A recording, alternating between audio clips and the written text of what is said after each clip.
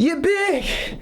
You're strong. It's just another Michael Bay movie. We can do it. One more.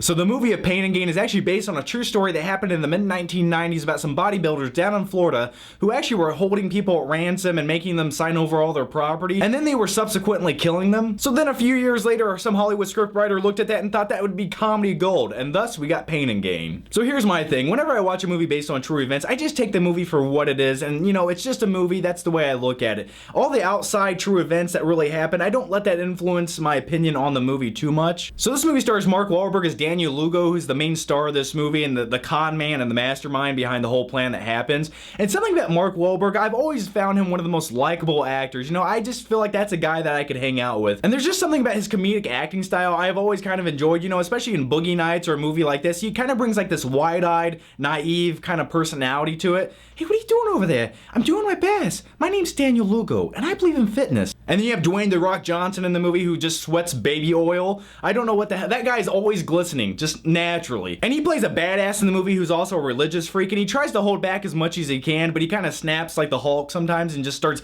kicking ass. The movie also stars Anthony Mackie, and he's part of the gang, and he has erectile dysfunction. That's pretty much the only reason he goes along with the plan in the beginning. He needs to buy erectile dysfunction shots. Now let's talk about the director of this movie, Michael Bay. And I feel like this movie's kind of getting a little bit of negativity from it because people see his name on top of the poster and I'm Michael Bay!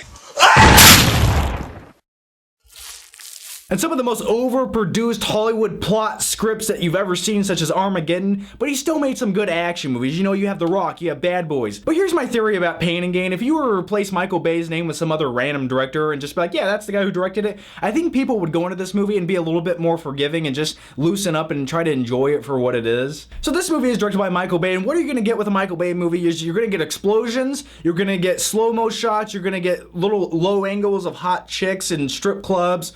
You're also going to get some more explosions with slow-mo shots of people walking away from explosions. The thing I really like about this movie is one of the major plot elements are these just big buff dudes who like to drink a lot of protein, work out, they wear little fanny packs. It takes place in the mid-1990s, and the entire bodybuilding self-obsessed thing I can really find humorous because, I go to the gym, I know a lot of people just like that, and I'm like, yeah, that's really how these people act, and I find it entertaining. And some of the comedic elements about, working out and drinking protein and trying to get your pump on before you go out of the house, I completely understood that because, I go to the gym, I get it, sometimes you feel a little bit better about yourself when you get a pump. Now let's talk about the comedy in this movie. Is this one of those laugh out loud movies from start to ending where you're just gonna burst a lung, and start internally bleeding to death? Who would ever want to go see that movie, by the way? But most of the comedy in this movie actually comes from the self-narration of the characters in the movie, and something about narration I've always liked in movies. Like you have movies like Forrest Gump or Lord of War with Nicolas Cage. I've always liked movies where the character does narration. It just adds a little bit of humor with their internal thought process. Now let's talk about the characters in this movie. Everyone in this movie is a bad, awful person with no redeeming capabilities. I mean, the only good person in the movie is really Ed Harris, but everybody else, even the victims in the movie, are bad people. And I can understand as an audience member, you're not really rooting for anybody in this movie, and that's kind of hard to get behind, for a movie. You kind of have to have that one good guy you're standing behind.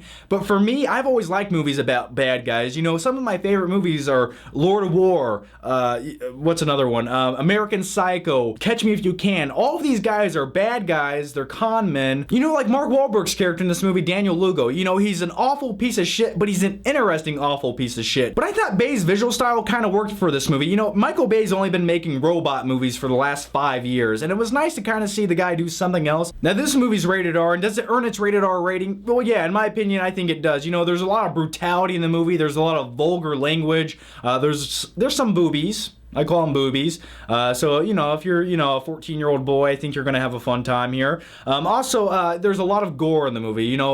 Fingers are getting chopped off, heads are getting smashed. So is Pain and Gain a great movie? No. Is it a great comedy movie? No. But is it an enjoyable, entertaining movie from start to finish?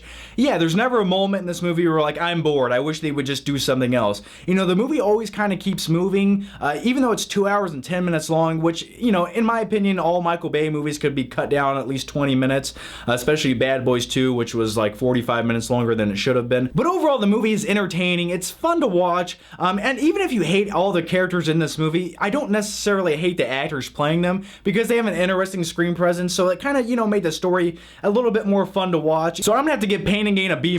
It's surprisingly better than you would think for a Michael Bay comedy movie. So anyway, guys, that's my take on Pain and Gain. Let me know what you thought of the movie down below. And if you haven't seen the movie yet, let me know what your favorite Michael Bay movie is down below, if you have one. If it's possible for you to have a favorite Michael Bay movie, let me know that down below. Anyway, thanks for watching, and I'll see you guys next time.